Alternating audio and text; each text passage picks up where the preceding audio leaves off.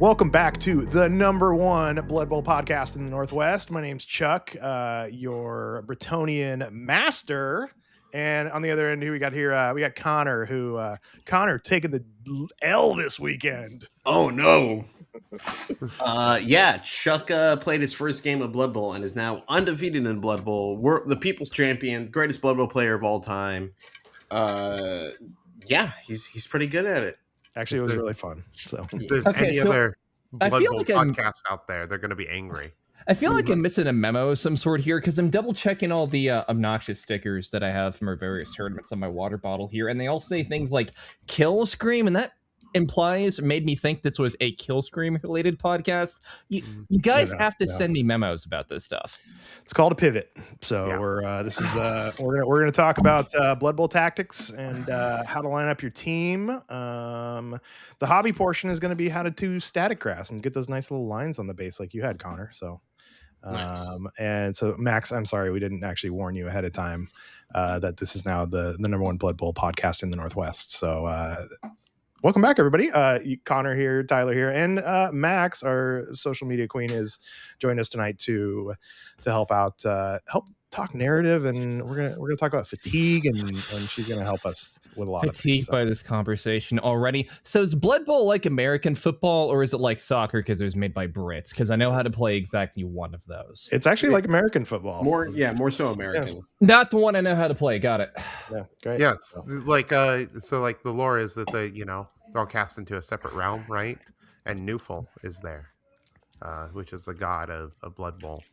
So NFL, Newful. I get it now. Actually, we did play this weekend though. We went to Comics Keep and actually a really good time. It was fun. Nice. I haven't played anything since Kill Team or besides Kill Team since 40K in like 9th edition a long time ago. So it was nice to play something else. So that's crazy. Newful, the god of blood. Jesus, tap dancing Christ. Like, this is going back to a conversation I was having in our Discord, I think like yesterday, where somebody was asking for kind of like the size of those silly plasma generator things that came with the I think it is the Termination Kill Team box, one of the Jaegers.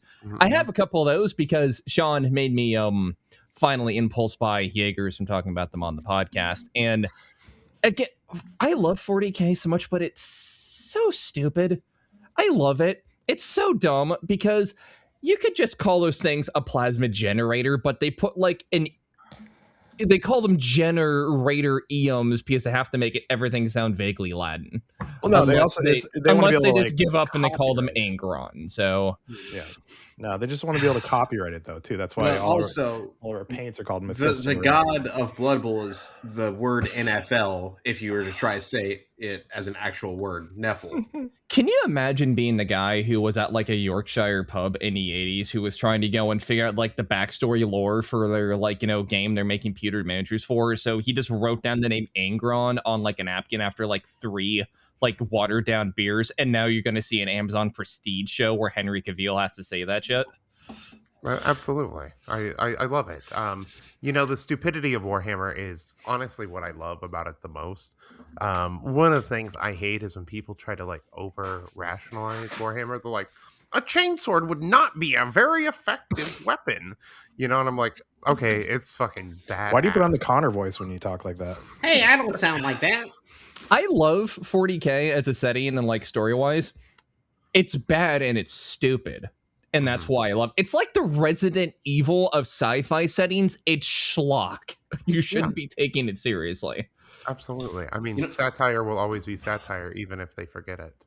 I was actually going to talk about how, as much as we say the 40K universe might be the worst universe to go in, you at least have the numbers advantage that, God willing, you're just stuck on some agri world and you don't have to deal with a war zone ever. I think Resident Evil might be the worst universe to be in. There is like a terrorist attack with zombies every other week. The president's been killed like 3 times. Half of China has been like turned into zombies at one point, I'm pretty sure. True crime content in Resident Evil world has to go fucking crazy.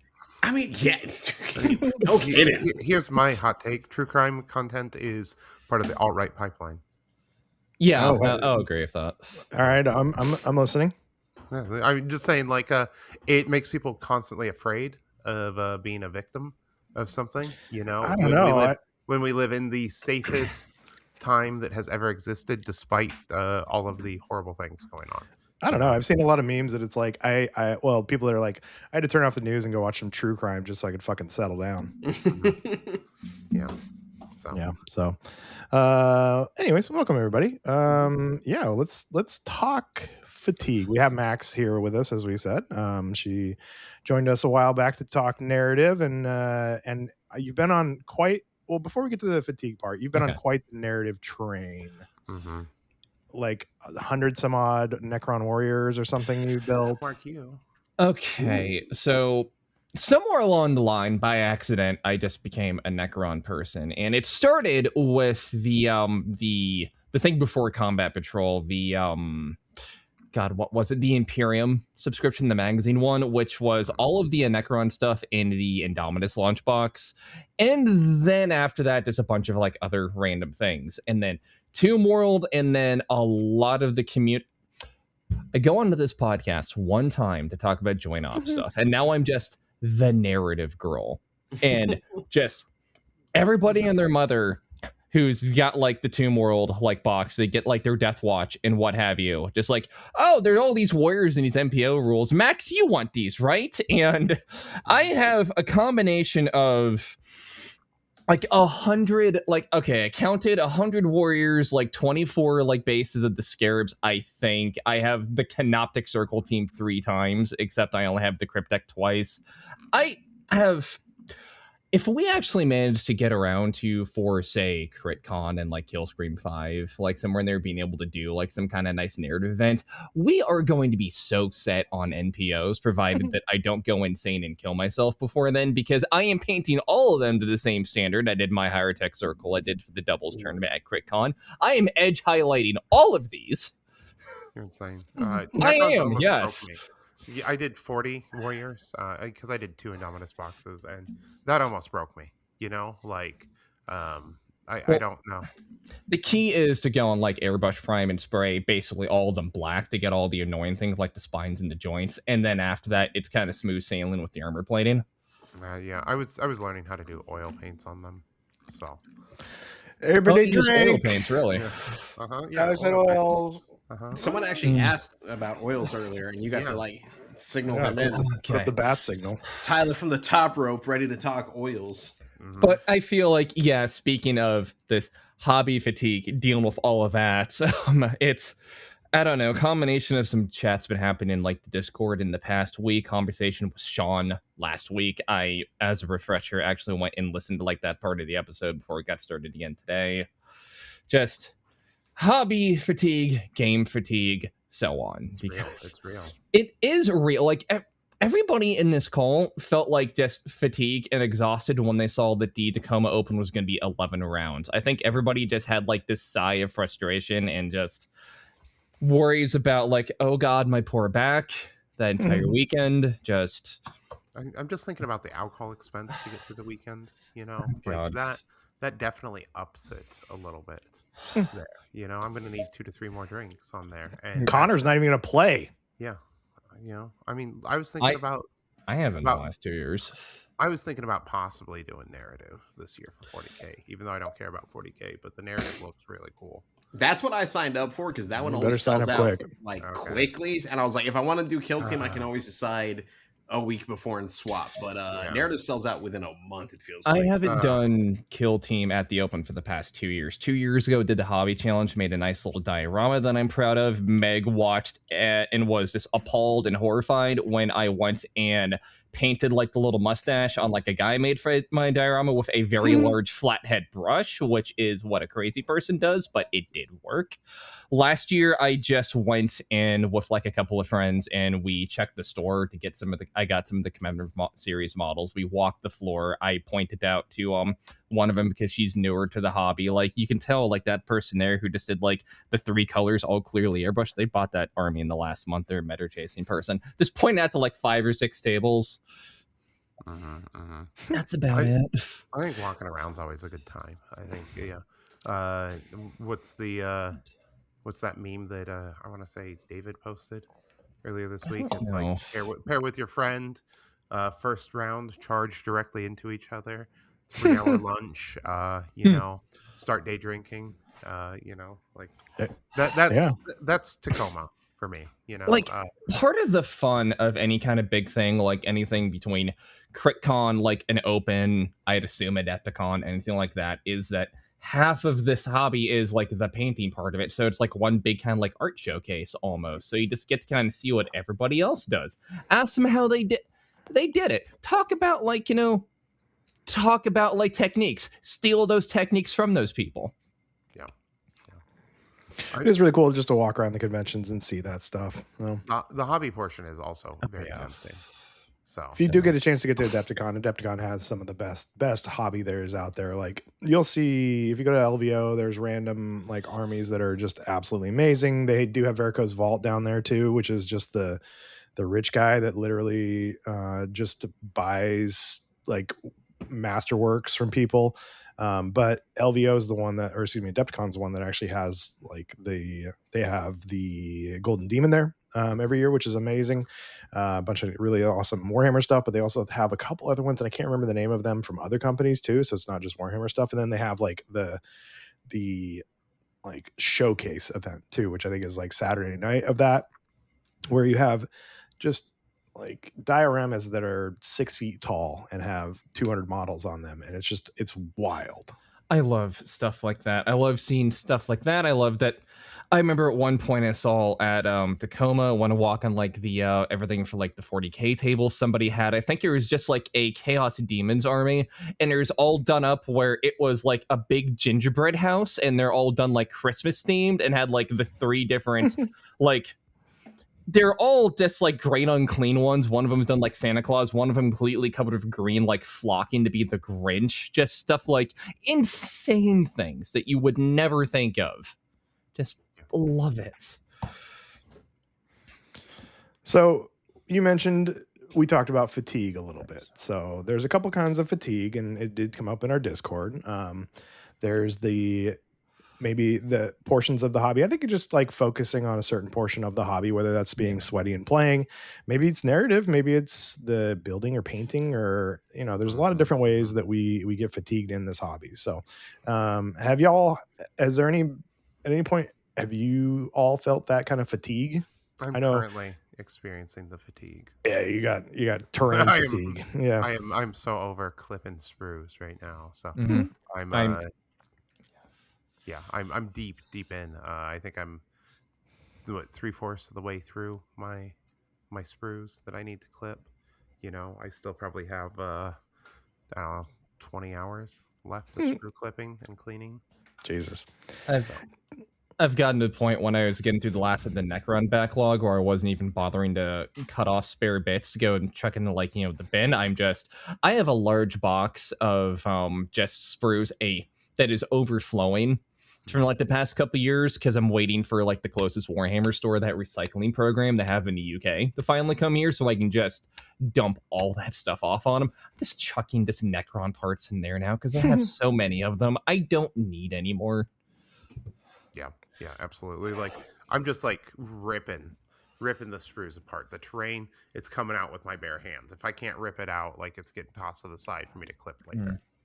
Connor, I feel like last year you had a little bit of kill team fatigue. You weren't liking where your baby boy robots were. You weren't happy with the Battleclade team that came out, and so how'd you get through that? And you did kind of find your way back a little bit too, and you found another way to, I think, express yourself in kill team a little bit, and so talk about that. Yeah, I mean, like part of it was like I said, my favorite team was kind of just dog trash. The team that replaced them was a big miss for me. And I just felt overall that the game was not as interesting or as fun in the style I like to play, which was definitely a bummer. I did kind of my current thing right now, so much within back here, is just trying out other games because through our tournaments, I've won a whole lot of random shit, like an Underworlds box or two, which was pretty fun. Ooh. So in Underworlds, there's a decent growing people, so I'm working on a couple little guys for them right now. But back then, it was trying out some Heresy, which was a good time, and I'm glad I did. It took a while because Heresy's a bigger game, and then they dropped a new edition right as I was getting into it properly, which was always fun when that happens. But part of it, at least for me, was the solution was if I'm not having as much fun with this game, I should just try other games. Warhammer and GW make a million billion games. Some of them dead like Mordheim and shit, but there's still a huge population for them. And you have if you have hobby time, you can always find a fun little war band to build or something. Well, you found your way back to Kill Team between your friends bullying you and having Yes. a podcast for Kill Team, but because you last year around Tacoma Open Time, you found your way back to Kill Team. So, and I mean, I think there was two pieces to that because you got excited again. You were on the grind again a little bit. You were talking like you want to get a golden ticket. What was what led you to being back into it for a little bit? Delusion mostly regarding the golden ticket. But part of it was they finally dropped the what are they called? Ursarax for Mechanicum. And I always loved that model. I mean, like, it's a freaking cyborg with lightning claws in either arm, and it has a jetpack. How is that not the coolest thing you've ever heard of? It's warp talents if they were cooler. And then they finally dropped them in plastic. And I always said, if they drop them in plastic, I'll build a Nemesis Claw team because it's practically 1-for-1 with a Screecher. I'm gonna put a pen into that statement as we get back to talking about some other stuff later. But go on. Okay. And so I bought that kit, and then I was like, well, I have all these other things. I have, various, you end up with Chaos Marines just throughout. I don't know. Or you end up with Marines. I bought a Nemesis Claw box, and I was like, I think I had the Plague Marines. And I was like, well, I always liked building models. Let's see what we can do.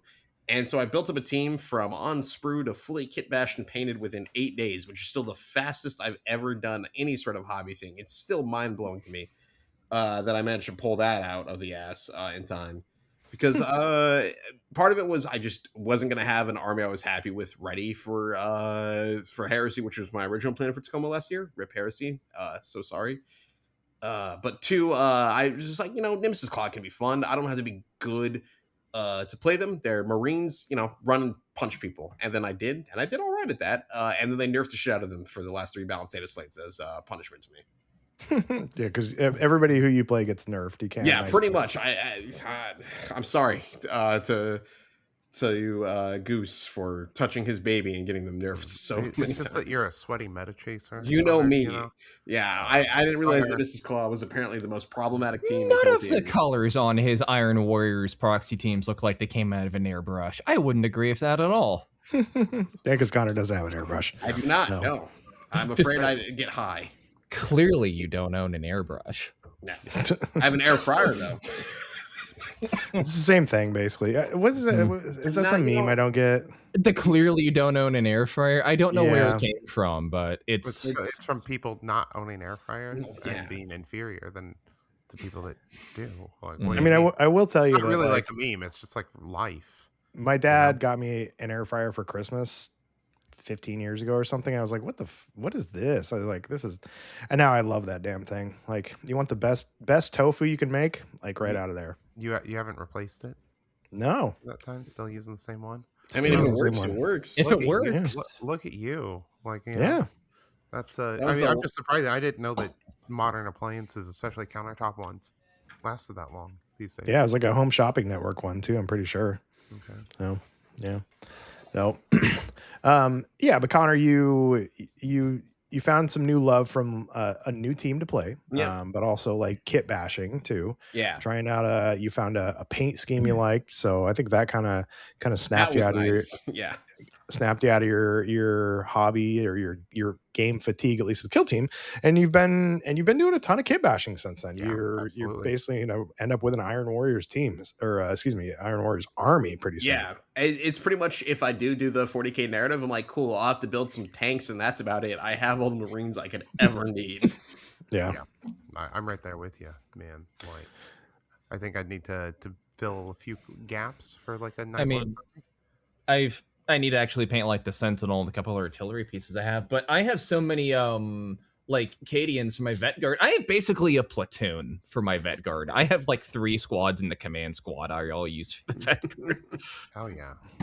That's one thing about Kill Team that people don't really talk about. Everyone looks at it as like a whole bunch of different teams, but you can kit mash all of the teams to look similar, be cohesive, and after a little bit, after 5 seasons of the game, you'll have an army-ish kind of thing. Not really, but like on the way, right? As far as like clever kit bashing goes, it's Cody, isn't it, who has like the incredibly like very like well built. They can count as Vet Guard, they can count as Blooded, and they can count as Brood Brothers, like the Omni kind of like guard team that he made. I think he did that. Yeah. I think it's also ESS too. Yeah. Ooh, that's right. Yeah. Star Chargers was the team that he played. He beat me at Tacoma a couple years ago. He's real good with them. He's gnarly with them. He is really good. Yeah, come back and play, Cody. Quit just buying miniatures. So, which, by the way, Max, I know you really want that new Eldar, the anniversary model. Yeah. Nick has 2 of them, by the way, in Port Orchard. So he doesn't need both of them. So, and we're trying to help him downsize. Yeah, where's my photos of what you forced him to downsize so I can ruin my hobby golf score even more, Chuck? Yeah, I gotta get that. It's all still in my car. So we're talking about like one of the things besides this fatigue and also trying to work through backlogs. I hear hobby golf get thrown around a whole lot, like by you especially, Chuck, but I don't think I've ever heard the mechanics explained to me. For anybody like, hi, I'm just a girl and I don't know what this is. Can you please explain it to me? Let me mansplain this to you, sweetie. Nice. So we're getting super canceled. So shame golf is what it's called. Let me do one of these while you're. Thank you. Yeah. Shame golf is what it's called. And essentially, what it is you keep track of your miniature purchases throughout the year to kind of make yourself more aware of this. And I started doing this because when I got back in the hobby, I went bonkers. Yeah, as we can see, buying miniatures. Let's see the cave back there. Yeah, that's not even all of it. That's not even close to it. So I decided that so if you go to the store and you buy a box of miniatures and then you just throw it on the shelf, you don't really see what you've bought. Because I'm like, oh yeah, I'm going to play a Sisters Army someday. I'm also going to play a Custodes Army. And I'm also going to play a pen in the Sisters part too. Here, we'll get back to that. I'm also going to play. I'm going to play Sylvaneth in AOS, and I'm probably going to play Stormcast. But so what Shame Golf is essentially you add, when you buy a box, you count how many miniatures are in it, and then that's the score. So say you buy a box with a squad of 5, that's +5. Okay. Now for every miniature you paint to completion, that's -1. So if you were to finish that box up and get it all completed and ready to go, it'd be -5. So you'd have a net 0 for that one. And the idea is to get negative or better. I consider if you divest in miniatures, so if you sell off miniatures, I consider that as going as a negative towards your shame golf. If somebody buys you miniatures or you get free miniatures, I don't count that towards shame golf. It's more to like curtail some of my spending that I've done on it. So it's really about just like kind of being more aware of really what I'm acquiring, because I wasn't for a while. And then once you really start to look at the numbers, and it's actually really helped me there's been more than once where I've looked at a box or thought about buying something and been like, yeah, that's going to really mess up with my shame golf score. So, David Dorath on the Discord is a shame golf ninja. He's at like crazy good with it. I have yet to get through a year and be negative at shame golf. And he last year, I think he was negative. He's so far this year, he's like -40. I think last year he barely was positive or just a little negative because he got dark water right at the end of the year.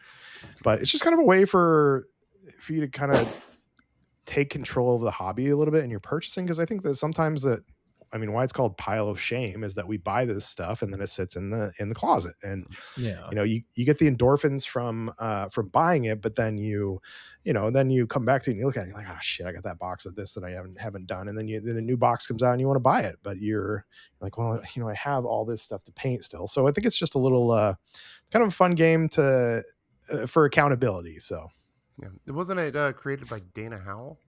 I think it was actually too. I know that she I do the hobby streak thing, and the hobby streak thing has come as I just do a little bit in the hobby every day, which has expanded from building or painting miniatures to maybe organizing my space or doing the podcast or working on the podcast or playing Kill Team, just something around the hobby that's more than watching shit on YouTube.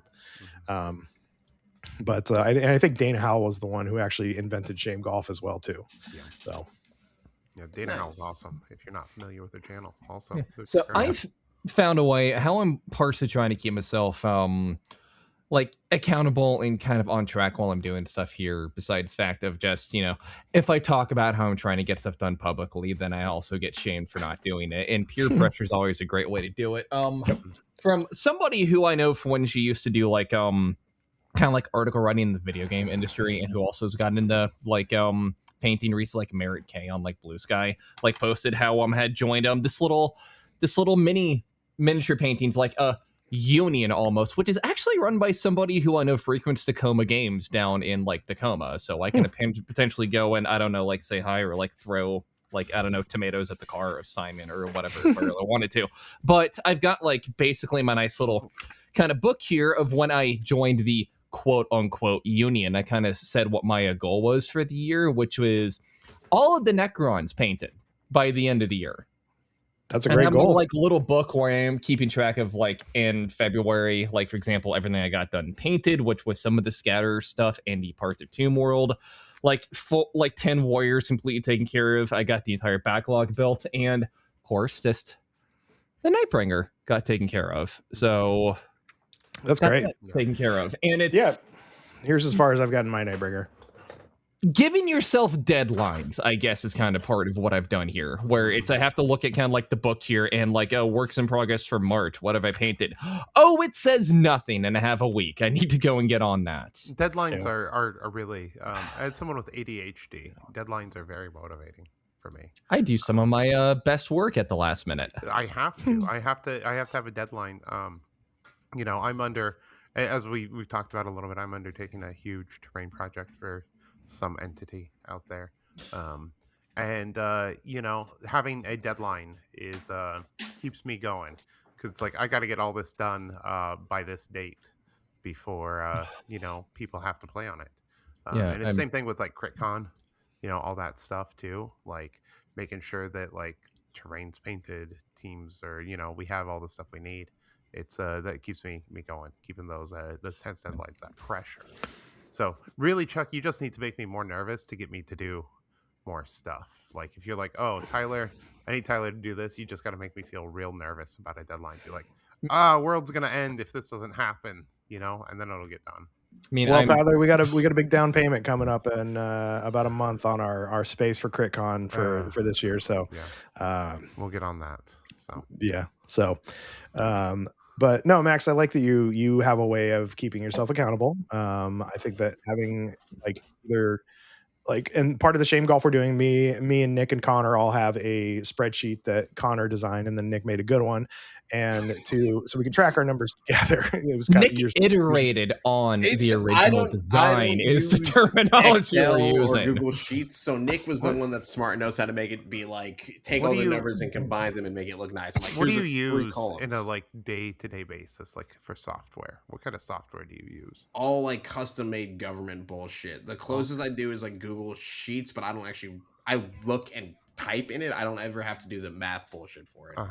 Yeah, you doing like drafting software? No, God no. It's a lot entry. of just it's my job is more program management than it is planning, which is why I hate it as much as I do. Okay. Max, you've got this new accountability with the Brush Wheelers Union, or do you feel like that helps you stave off some of the fatigue, or do you feel like it adds to it? Or I feel like it does, because looking at stuff and how I'm able to break stuff up in like kind of like, let's say a month and when I'm getting done, I can kind of then I'm trying to compartmentalize a little bit of what I'm trying to get done when. Like one of my goals this month was to get all the Necron stuff now it's built primed, and I have everything primed except for all the stuff I got that like this kind of, I have like some of the warriors, they don't have bases at the moment. I need to go and get that one figured out somewhere along the line. And I got the scarabs who have bases taken care of, because they have the little display rocks. They sat in my box to dry afterwards. So I've got just about everything primed, which is good. My immediate goals now are, because I've been kind of tired of playing like, like narrative join op stuff against Necrons that are like partially painted. All of the like options I have for NPOs, I'm trying to make sure that is taken care of first before I move on to the wider backlog. When I'm getting tired of painting too much brass, I have the new Celestians. I'm very slowly trying to paint little bit by little bit. I'm trying to take my time with them, so they are of kind of the same quality of the Death Watch that I really took my time painting, because I was really happy with those. And I'm looking to see if I can actually get Tomb World finished. Again, as far as giving like, things to panic about, like Tyler was saying, Sean did say he needs for his tournament at the end of the month more Tomb World, and I said I've got some that I could paint, and we'll see if I manage to successfully do that. Yeah. Sounds I mean, I think I'm not like doing you're it getting this done by the end of the weekend. month. I have Emerald City Comic Con to go to, so that's going to be a wash. well, you've got 18 days till the Clash, so it's on Yeah. in my calendar. So You no got pressure. this. Uh-huh. We'll see how it goes. You got an airbrush. So I've got an airbrush. So I primed it in because, all right, so in Bremerton across the street from Discordia Games, there's this little like used art supply shop, and I got out of it. Technically wasn't a blind box, but it was some kind of sealed box that came from Culture Hustle, which has all like the weird paints where they do like reclaim colors from like companies trying to copyright colors and other like nonsense, like the glow powders I have and stuff like that. Just for $30 I bought it, and I asked like, do you know what's in there? Like, I don't know. And it was an entire paint can, this like black mirror paint that needs to go on in a couple of coats, and it's this ultra kind of like dark black, but it has a mirror coat shine to it, so if stuff is close to it, you can actually kind of like see reflections. And that's when I'm painting all of the Blackstone by hand on the Tomb World stuff, and I can't do that shit out of an airbrush because I'm already painting that in the garage because it's toxic. I'm also on team don't park your car in the garage, just for different reasons. Yeah, the rocks are the hardest part of Tomb World, I think. Honestly, if they released a set without the rocks, it would paint like so fast. It'd be a glorious set. The rocks on it make it nightmarish. Easily the worst set of terrain I've ever painted. I based everything gray, and then I went back and I went and got like a Citadel air pot of what I'm using. What is it? The color exactly? Is it the Xandri dust? It might be. I just got an air pot of that I burned through just about all of it, just kind of hitting just the rocks, so I can try to save a little bit of time going over with brush later. And then I started doing all the black mirror base coats. Yeah, I've got a second set that's prime black, and I think I did all the rocks by hand on my first set, and I think I'm just going to go airbrush on the second set and call it good. I'm doing a lot of stuff by I think I hand. just do like a underglow on it, like a neon green underglow. Paint it black, glossy black with neon green underglow. Call it a day. Maybe hit some metallics if I was doing another set from. Well, if you get another set, I'll loan you like the paint can I have if you want to play around with it and do that. So I mean, I do love shooting toxic paint through my airbrush. Yeah. So I mean, I think that Tyler, you are on a mountain of terrain. You've done a mountain of terrain before. Obviously, I'm always doing a mountain of terrain. You're always doing a mountain of terrain. So how do you keep going with it? It's got to get done. People need terrain to play on, right? Like, if the terrain doesn't get painted, no one plays the game. Like, that's what keeps me going when I do it. I'm pretty fast at terrain, and like, luckily, I think the longest part of this painting commission will be the clipping and the trimming and the priming. Once I get it all, or the assembly and then the priming. Once I get it past that point, I think it should be pretty quick because they're not asking for a lot of details on it. Nice. So whereas like Tomb World, like as we talked, it is a tedious slog. That was a burnout moment for me getting through the sets that I finished. I don't know if I will go back to my own set, honestly. You got to get it ready for Kill Scream. Yeah, I know. Like we only have one set right now, and that's my set. We only have one set of what? Tomb World? We might have two by the time. We might have two. If things Max go can get hers done. I can guarantee a third because I have one somewhere in the closet that I have never painted. But it's in October. I can get to that by then. When signups come up, buy your tickets as soon as you can. Maybe you get to play on my fucked up mirror wall setup on Instagram. Yeah. How much does a Tomb World wall count for hobby golf? Is that still just one? Tomb World's just one. Actually, I don't count. That's one thing. I don't count terrain. What? That's insane. Shape golf. My entire see, I can't do this hobby golf thing, and I had to find another. I'm glad I found another system here because the way you explained it, my entire shop is just fucked because a lot of things I have are models that were inflicted on me or ones I've had for years and haven't finished, so they weren't bought this year. So you start at zero every year. You still start at zero though. Yeah. It doesn't care about your previous year at all. It doesn't matter that I have 9 million. Oh, good, I came into the year and I already won. Yeah.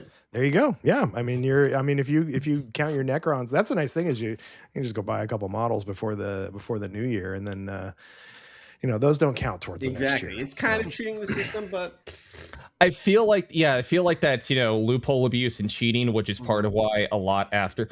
It's a combination of discussion you guys were having last week about downsizing stuff, and also Discordia had a very nice little swap meet a couple weeks ago where I finally got most of what I needed to actually have my Blades of Cain, and also again, it was a nice little time, people getting rid of stuff, and I thought about how I have a lot of stuff it's probably would be time to get rid of because I haven't painted it, and I'm probably not going to.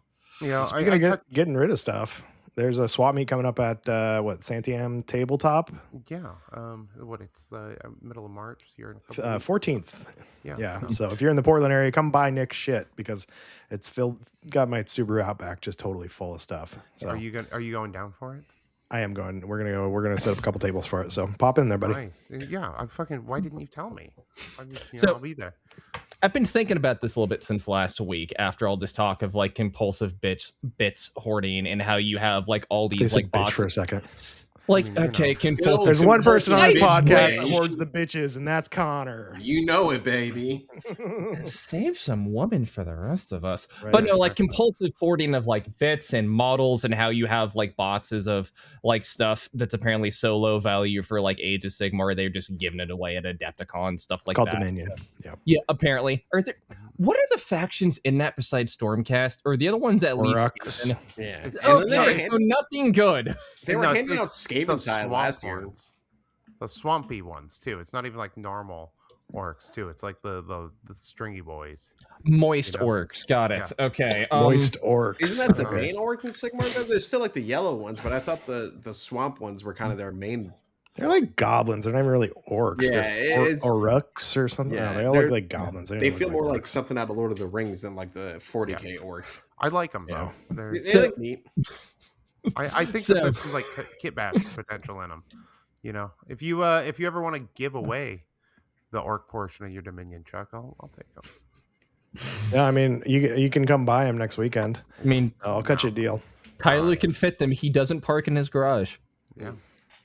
But I was thinking about this from last week's discussion here about just when to know to let things go. And this is borderline Con Murray, it doesn't spark joy kind of nonsense. Just kind of looking around, deciding just what I should keep and what I shouldn't based off of, does the idea of painting this spark joy at all? For example, kind of looking at a lot of my work in progress stuff I have over here on my ridiculous L-shaped desk. Let's see, the Navy Breachers that I've primed and not finished since I got the end of the Dark Box. If I haven't finished them yet, I'm probably not going to. I'm not going to play them. I can get rid of those. The Jaegers that I bought after Sean talked a lot about the rules from. I mean, the idea of painting those to snow theme I was thinking of still sounds fun. I don't have anything snow themed. I'll probably keep those. All the Sisters of Battle I have, I got back in the hobby and during COVID in 2020. So I also came back to see that Sisters of Battle that always had just pewter models when I was a kid suddenly had a lot of plastic. So I got a lot of them. And then I decided after playing, I think, one 500-point game of 40K that I still hate 40K like I did when I was a child. And then I got into Kill Team. And I just have not painted any of them. And I'm probably never going to. And I've really been thinking about this after, was talking back and forth about, 3D print files for bases from, Olivia and showing off, the aftermarket helmets I got because I don't really like the standard Sisters helmets, and saying how the Ascendants aren't going to really match the rest of the Force because of stuff like that. save for like a nice conversion or two I did of like a Dogmata, like my Canis and such, a couple character model stuff like that. I don't really like the idea of painting any of them, so I may just turf all of those too. I have like a unit of Scions just trying to convert up and like paint with like, like the Sigatari Vanguard helmets to use for like Inquisition. I don't have Inquisition. I have paint stripped and like tried 4 different like paint schemes on the Scions. Those can go. I have a bunch of random Space Marines because of course I do. If you're in this hobby, you just accumulate Space Marines somehow. They just form like spores in between your spruces of other things, whether you want them or not. You watching or listening to this right now, you have Space Marines someplace you did not ever buy. They just ended up there, like Ground Lane smuggled them into a box someplace. Absolutely. Those can go. All of those can go. But what if I need them for a dispatcher conversion? Well, I'm just fucked then, and I'm gonna have to live with that. I've been fucked like spiritually with causing problems for myself many a times. Past max, I hate that bitch, but I deal with it. My own worst enemy right there. Past Tyler. Tyler, Nick and I agreed that you're not much help with the purge portion because you're just like, fuck it, get more room. Like, I don't buy a retail. I don't care. It's fine. Just get more room. I'm just here's the thing. I may be wild and out of control in many ways, but not with my hobby buying. But if you're not out of control, you're not in control. Whatever they say in Tokyo Drift 2, Tyler. Yeah, absolutely. That's you're right. That's why you gotta go buy more models. That way you can. I live my whole life 1/4 of a box purchase at a time. Exactly. That 100%. The second I clip that sprue, I'm free. Yeah. All I need is to take 1 bit out of the entire sprue, entire box. Worth it. And it is in my hobby golf system, 5 models up, clip one bit. I just needed the head from this guy. Boom. Just in my version of hobby golf, where we're just at the drive range drinking day beers, trying to hit the guy picking up all the balls. I'm doing great. Yeah, exactly. 100%. Life is about the rules you make for yourself in the hobby. Well, I do think it's good for you to downsize. I'm gonna work on. We went through Nick's stuff and we got quite a bit of stuff out. And Nick's been collecting for like 20 years too. Yeah. So it's not like me. I've been collecting since 2020, and I have quite the pile. But I gotta go through mine in the next week to get some stuff and not just like abandon Nick and make him just take his stuff. Extended family, in theory, maybe has a lot of my old Hammer stuff from when I was a kid. I don't know where the hell it is. It's not back in Kansas City because I've been there in the past couple years and I checked and nobody seems to know what happened to it. Like, I have green rod Necrons, including a monolith. I have old Tyranids, like a lot of like pewter stuff someplace. I would love to be able to get the literal first models I ever got and painted so I can just have that on the shelf so I can just kind of track my progress. The first things I ever bought were a couple of the Dark Eldar Incubi, and I painted them like dog shit because I was in middle school. 100%. I remember the first models I attempted were some pewter striking scorpions with Tester's green paint. It turned out how you think it turned out. And then some Dark Reapers with some of the black. There's a reason why, even though I'm painting with white armor, all of my like Sisters for Kill team, we sprayed that through the airbrush gray and we're building it up. I've learned. Yeah, absolutely. It's been a process. I actually here's a little lore bit I've never dropped before with me and Warhammer. So sound for this, like new Tyler lore. I love obscure Tyler lore. I love this game. So I got into Warhammer when I was 12, super into it, and I was in middle school, and there's this rowdy kid, troubled kid named James, and he was into it also. And at one point, he gives me all of his Warhammer collection, and then he, months later, he's like, "Hey, give me all the Warhammer back." And I was like, I don't fucking remember which Warhammer was yours and which Warhammer was mine. I'm 12, And so my family just took my entire Warhammer collection and gave it to him so I didn't get beat up. Oh. All of it. Lost everything. So, dude, yeah. we gotta find this guy and fucking burn his house down. That's I think he's probably in like jail. Well, we gotta burn jail down. Then I mean, I'm all for that prison abolition. So Jenna has said many times that when I pass and at the ripe old age of 47, she's gonna take my shit to Goodwill.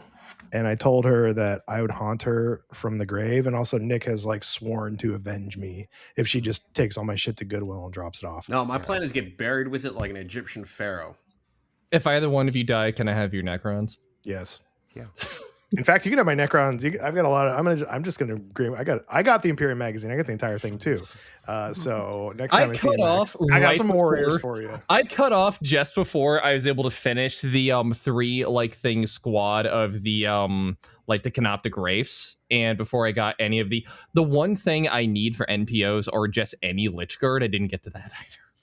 I think I might have those actually. So we'll talk about that later. Both like the models and also NPO stuff in a bit. So let's actually, we're at a turning point here. Okay. So we're about 45 minutes in. We're going to get shot in the neck. We have two options. We can do cause I'm an old man and Connor has a bedtime. We can either quickly or concisely go through the NPO piece. I think there's more value in the other discussion because, okay, hey, spoiler, the Maxilin Phillips joint ops agenda continues. If you are in our Discord, and if you're not and you're listening to this, what are you doing? Join the Kill Team Cascadia Discord. I am like live blogging my attempts to go in. So there's a lot of narrative rules and everything to come out into Tomb World like season. I've just been combining them together in the expedition campaign that came out in Dead Silence because I seem like I'm pathologically compelled to just remake the best gameplay experience that a computer game for Warhammer's had, which is just the Risk campaign from Dawn of War Dark Crusade. Everything's working out well so far. I have a thread where I'm just kind of live blogging games for that. Just go check that out. I think the thing that's more worth talking about is still Burnout stuff here because we've talked a lot about hobby things, but not gameplay per se. We touched on that a little bit with Connor. Yeah, I think... I think we put a pin in we parking lot or whatever corporate thing we want to do for the NPO. I'd love that.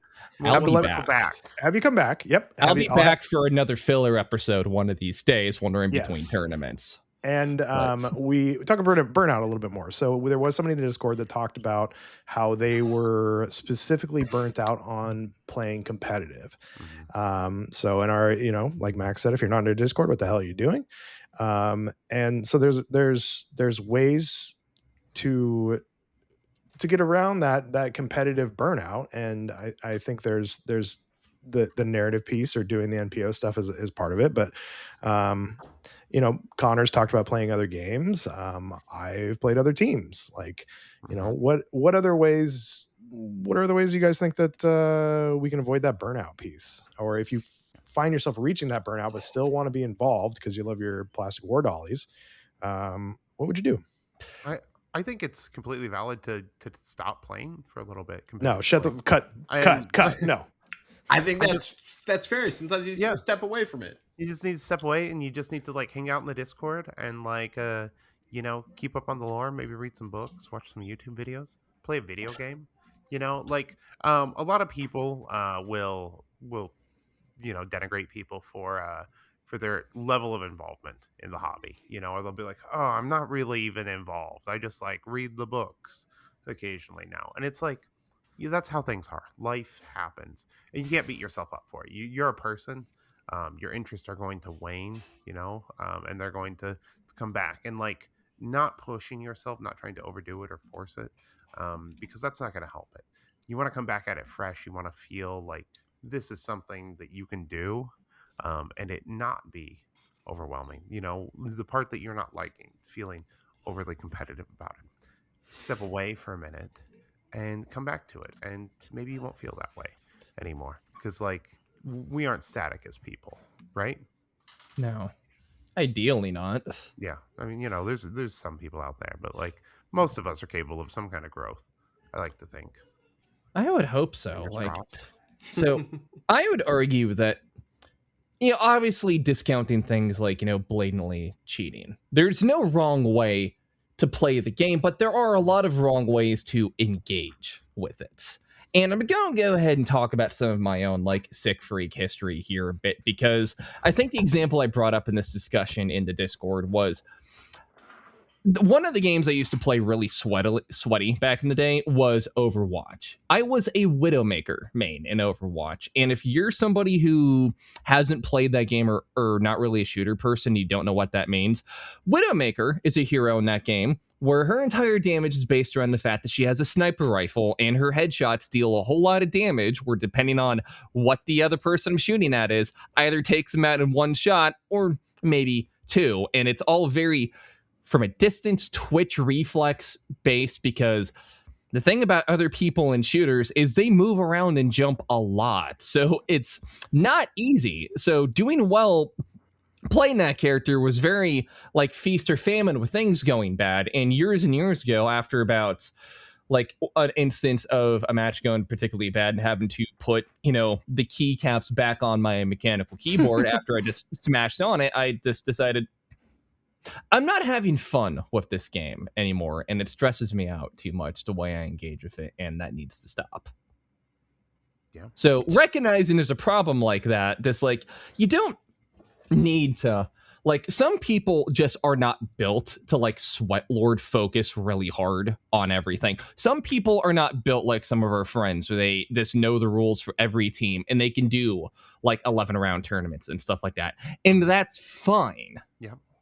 100%. Even if, sorry, go ahead. I was gonna say you got to meet the game where you're at, right? If it's something you enjoy, find where it brings you joy, right? Yeah, I think one thing is, especially if you're playing in a competitive environment, you can't take stuff super personally, because if your enjoyment of like playing is completely based around if you're winning, that's going to be a problem, because then 100%. you've just wasted a couple hours of your time and now you're all like mad because you lost. So what was the point of the entire exercise to begin with? At that point, you just spend a couple hours frustrating yourself because you didn't get the outcome you wanted because you were too laser focused in on that. Yeah, I think that's one reason that like extraction shooters have a really bad reputation. Oh God, that it gets yeah. We'll touch on Marathon a little bit in the after show, because I know have you have thoughts. some feelings. I have some thoughts about it too. I played the Server Slam a little bit recently, so but like you're completely right. Like sometimes we just we get a little too wrapped up, and we need to know when it's time to step back, and you can often re-engage with a game again casually at a different level. I used to really sweat it out and kill team. Now I'm mostly in the enjoy it phase. Yeah. So maybe I'll sweat it out again at some point. I think that if you are sweating it out and you still want to, like, you don't want to fully step away from the competitive piece, I think you can also frame your games a little differently too. Maybe that means you pick up another team. Maybe that means you try a team with a different play style, or you go into a game and you try for a specific objective that's not necessarily win the game. Maybe it's you focus on your game itself, like where you can look and see where you're losing points. So are you losing on a crit or attack or kill or something, and like specifically play games towards that and look at improving your score on that rather than winning. Or even just like Sean said last week, like if you're not doing something for a point, like why are you doing it? So I think you can like still stay in that like kind of competitive piece, and maybe you switch off Widowmaker and actually go heal, because we don't have any freaking healers, Max. Come on. So I was a Mercy main, by the way. But I think or maybe it's you engage in the hobby piece of it a little more, or the lore or something. So I think there's ways, or maybe if you are sweating and part of the sweat piece is that you're not enjoying it, or you're losing and you feel like you should be winning, maybe you reach out to somebody like Brandon Bean and get a coaching session. Yeah. Or maybe you go for like best in a faction like Chuck likes to do. Like you can pick like team that no one likes and go, I'm going to be the very best in the world at playing this Yeah, game. you can be the best AdMech player. Yeah, absolutely. You know, I think my Not hard, apparently. I think my goals last big tournament, like what the last Open actually played at, were like pretty. Sometimes modest goals are good because my goals for that were like, I'm not gonna win a golden ticket, fuck you. But like, I can, if I try, I can place in a field of like 60 some odd people. I can make it, in like middle of the pack or in the top half, maybe. And I aimed for that. And I think I won. I went 3. I think I went 3-3 or like 3-2, maybe like a tie. I forget. I remember that I tabled every like person I actually beat because I'm a psychopath. So, and there was Chuck. I'm sorry to say this. There was a Castrican player on the first day who just under his breath while he was playing my Void Dancers just kind of said, "I've never had to spend all of my elite points like this before." Yeah. I am. Yeah. Quick little tangent. I'm listening to the Castrican book, and it is quite good, honestly. Yeah, you mentioned that. Little surprised by it. I was expecting like a pretty like drab like military, thing, and like there is like a point in it where there is like the most deep theological discussion in all of 40K that I've probably ever seen between two people who are not part of the ecclesiarchy or like a Primarch and the Emperor. It's just like I'm gonna need to read that. Two common people, two orcs going at it. But like it's a Castrican sergeant and a commissar, and they're talking about different doctrines and like the different readings, and it's like really good because they're having like a genuine discussion about orthodoxy and interpretation and like how your average guardman actually sees the world, rather than being like, we've got to get to that point and kill the chaos. Oh no, the Tyrannid is coming. We got to shoot it. We better hide so we can shoot the Tyrannid, I'm just going to get on my soapbox. That's why I love the Gaunt's Go series and Natana First and Only so damn much. Yeah. 100%. So, Connor, you're a burnout. Any tips? Dropped out of college like twice practically. I've been there, done that. Yeah.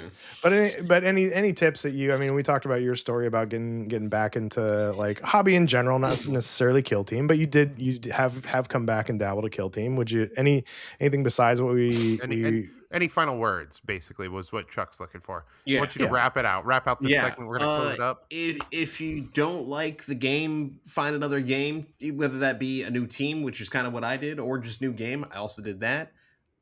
Try some new modes. There's plenty of weird shit in Kill Team right now. Hell, go play an older edition of Kill Team. Try a hybrid like me and Grant did for a few times where we played with 6 objectives and like multiple tag ops and stuff. It was fun, like make a weird board. Yeah, weird. Oh my god, yes. Weird boards all the time. Fuck long team, long team, tall team. Play weird boards all the time. Try weird boards. There's so much cool terrain in the world for Warhammer. Not just GW. You don't need even third party stuff. Use it because it's way more fun than playing the same 6 maps over and over. If I wanted to do that, I'd go play COD, and they have kill streaks to make it interesting. We don't have I love buying the weird special narrative objective markers that Games Workshop has for like 40K and for using for stuff that's great. It just Games Workshop's been really weird with just providing lots of game modes for this version of Kill Team that's not just improve ops like PvP stuff. Joint ops, obviously, I talk about a lot. Adversary ops, that the thing in Dead Silence, the campaign, it works as both. You can do that completely on your own as a completely solo narrative thing. It is also works for multiple players straight at PvP as a kind of like a campaign league thing. They release all kinds of really interesting narrative sort of like missions, like the Great Gunfire stuff when Hivestorm came out. We have rules for big maps where you can do like 2 versus 2 doubles or just 4-person free-for-alls. Imagine how much of a mess the Shadow Hunt dual board where it's half close quarters and half up top is so dumb in such a fun way. I played one of those with Olivia a couple weeks ago, and Olivia washed me.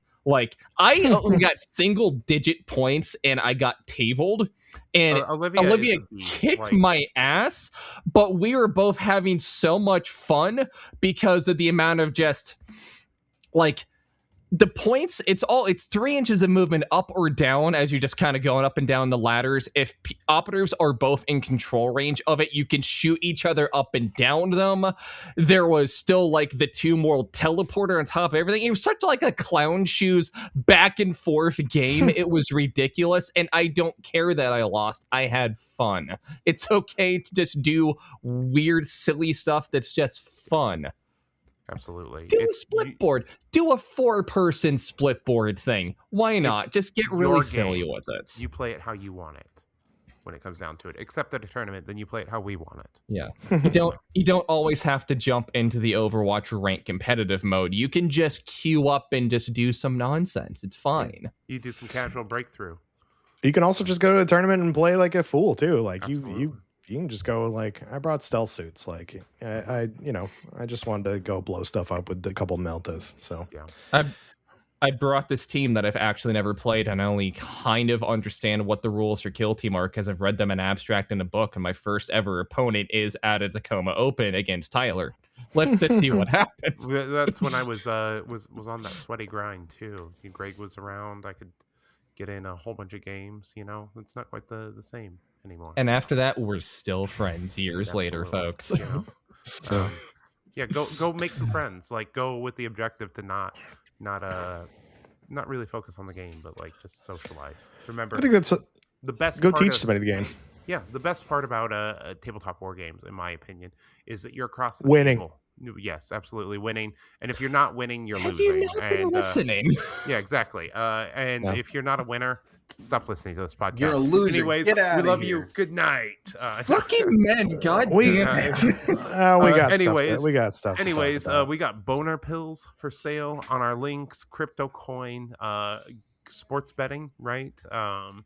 Or are we just talking about our Patreon? So, Patreon. We do have our patrons to thank, Chuck, right? Yes, I'm gonna thank the Patrons. I got the list. Sam, I'm hoping to get down the coast later this month. Max is a Patreon, although we're giving it for free now since you do all that extra work for us, which we should have done in the beginning. Connor said no, but I said we could. It's kind of like you're paying me now. Pretty much. Zarin in the Zarin tier, Cody, Zach, Greg, Rob, the Hobby Highlander himself. I still need to come on, Rob. Ryan Hagedorn, James Nevitt, Happy Stick, OG Yog. Again, actually, you know what I decided, gentlemen? You know what we're gonna do? I'm gonna get screenshots of Morning Glory Milking Farm, and so we're gonna do a reading of it for the after show. Sorry, what? Morning Glory Milking Farm. So my girlfriend finished it. She's on the second book. We'll talk. What's about the second that book called? I don't know. It's about a Mothman though. So we'll get into it in the after. Tanner, Troy Wolf, new Patreon. The lovely Jenna, Sean Ross, Nick, Holly, Scott Keaton, Watermelonite, Mark Meyer from Vox Scream, William, Tristan, Riley, and Trench Fever. So thank you, everyone. Connor still hasn't redeemed his for free. Oh, yeah, you texted me that. Yeah. I have those sign-in info. I can just look at the Patreon. I know. On the Patreon, though, we're going to do this as soon as we're done here. We have an after show. We usually talk for 15 to 30 more minutes about non-kill team related bullshit. Kill team related shit. This was a lot of kill team related stuff. This was a lot of hobby. Greg's gonna be pissed. Sorry, Greg. Yes. Yeah. So he's on the other side of the country. I don't care. Like, roll up, Greg. Max, besides Vox Cascadia, do you have any socials to plug? Oh God. I am blind observer on several places and several things. I'm not going to tell you where any of them are. I don't post anything interesting anymore. My days of being like a Twitch personality are far behind me. Do not try to look for me. The best you're going to get is if you join our Discord, you can talk to me there. Otherwise, I do, like, whenever you see like a weird kind of like intentionally bad, insane meme post on our Instagram, that's me. I'm doing that. You're welcome. Yeah, so at Vox Cascadia on Instagram, Tyler's at Lowbrow Minis, I am at Painted Cave Minis, Connor's at Spanaway on everything. Exactly how it sounds. Patreon.com/Vox Cascadia podcast. Come join the Kill Team Cascadia Discord. There's still tickets for Clash left to come fight me and Tyler. Actually, we need to one thing we need to do, Tyler. We need to We need to put it out to the Patreons for. We got like 9 rounds of Kill Team coming up. We gotta put out for a punishment. So absolutely. Or you can also come fight it. Well, I think the Vancouver one sold out, but you can fight us there if you're going to be there. And if anyone wants to fist fight after or before one of the events, maybe we can make that happen also. Anyways, you have to fight Brandon Bean though. Yeah, absolutely. We're not saying who you're fist fighting. It's going to be a random draw, Swiss style, single elimination. Anyways, we love you. Good night.